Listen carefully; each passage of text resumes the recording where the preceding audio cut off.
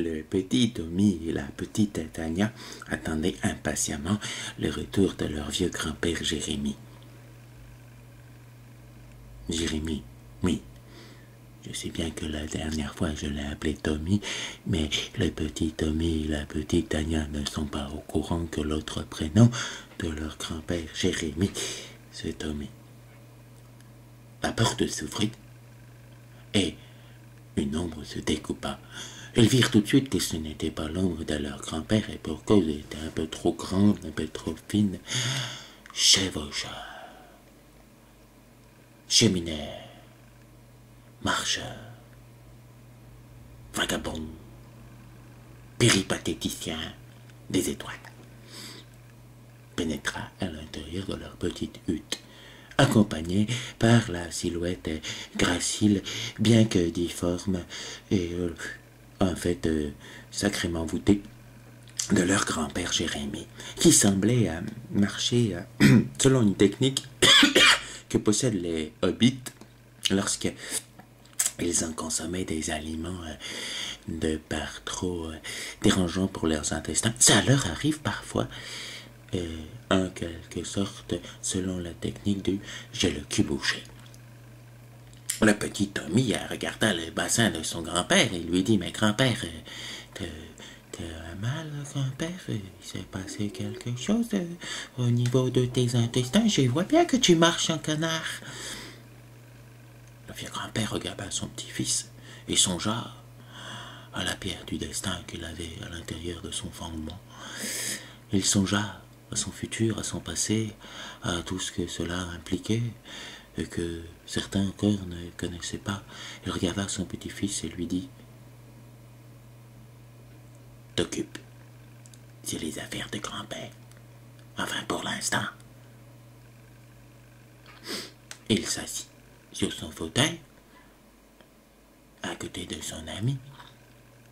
Ils burent une tasse de thé, mangèrent 12 gâteaux, reprirent de la crème, reburent une tasse de thé, mangèrent 3 gâteaux et des pistaches, et se détendirent un petit peu en fumant une bonne pipe. Et en faisant quand même goûter une petite bouffée ou deux, petit Tommy et la petite Tania. On commence tôt la pipe chez les hobbits. Enfin bon.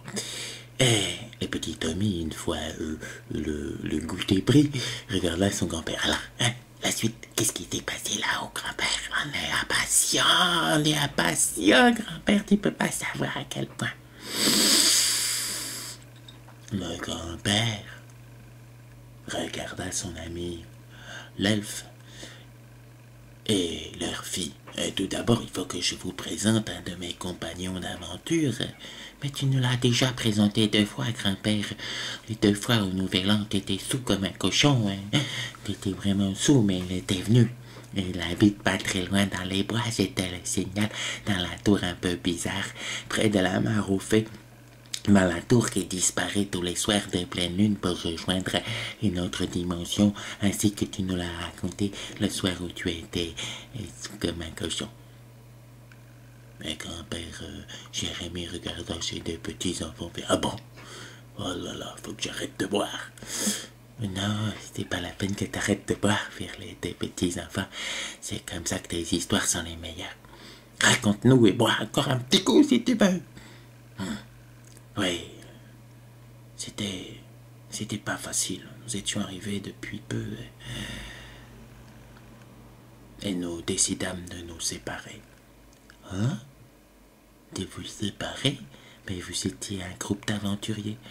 Oui, mais nous avions besoin de prendre un petit peu de recul, voyez-vous. Oui, c'était pas très facile. Et en combien de groupes vous vous êtes séparés? En 3 groupes. Ah, c'est parce que vous étiez 6, là. Ça fait peut-être un groupe de 2, le petit Tommy. Hein? Le grand-père regarda le petit Tommy.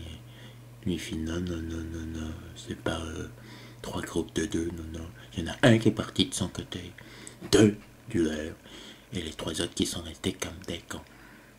Et qui sont restés comme des cons, grand-père? Le vieux Tommy regarda ses petits-enfants. À votre avis, qui était le groupe de 2, hein? Les deux petits enfants regardèrent l'elfe et le hobbit. Ensemble, un elfe et un hobbit.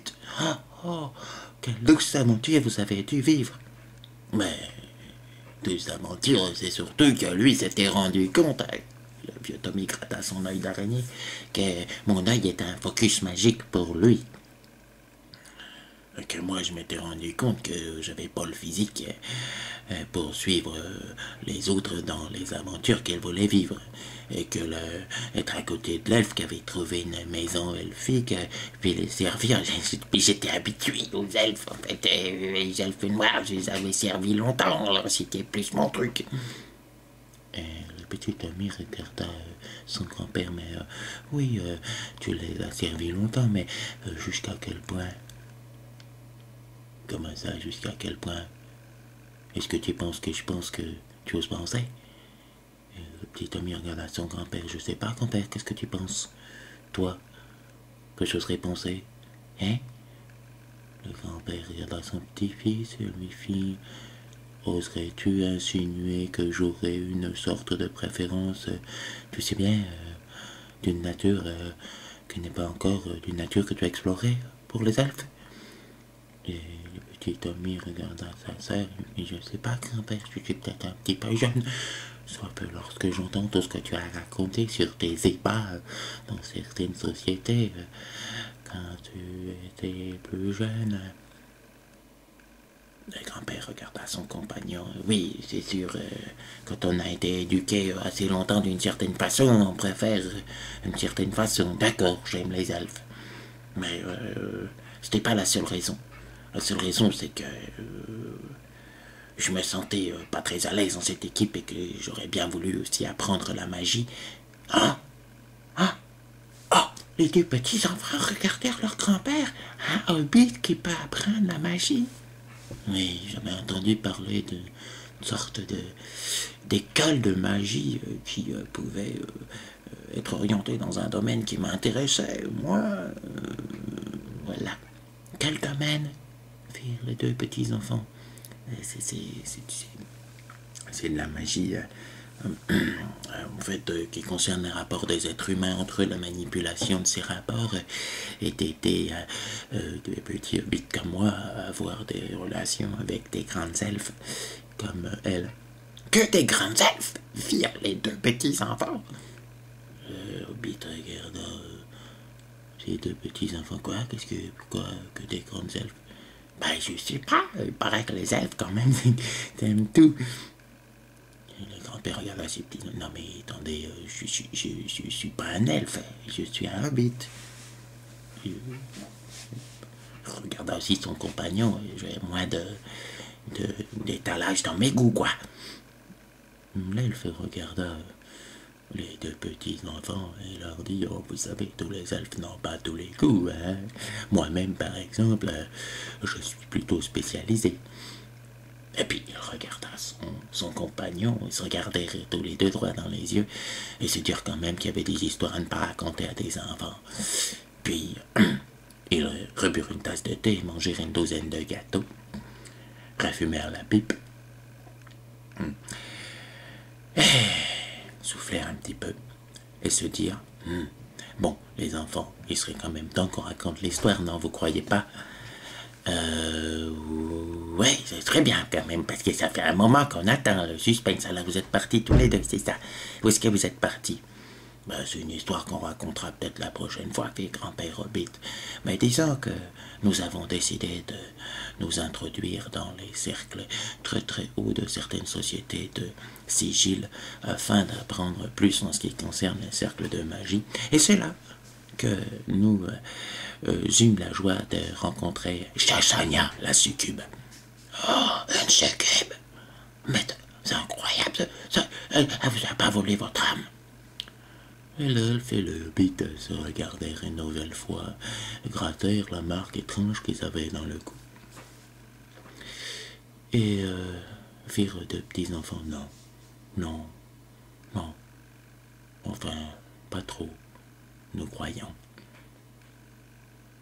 À la semaine prochaine. Ah oui, c'est un petit peu bizarre Mais c'est dur aussi de relancer les choses. Et puis quand les hobbits ils se mettent à faire un prologue pour raconter des histoires, c'est toujours un peu long. Mais la semaine prochaine, ça devrait aller, ça devrait dépoter. D'ailleurs, je pense même pas que ce soit grand-père Hobbit qui racontera l'histoire, parce qu'avec tout ce qu'il a bu, tout ce qu'il a mangé comme gâteau, à mon avis, il devrait ronfler. À mon avis.